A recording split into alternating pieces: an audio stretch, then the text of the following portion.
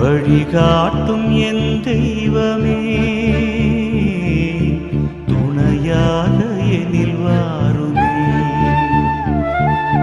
நதி மீது அலைந்தாடும் மகள் போலவே, கதி ஏதும் தெரியாமலே நான்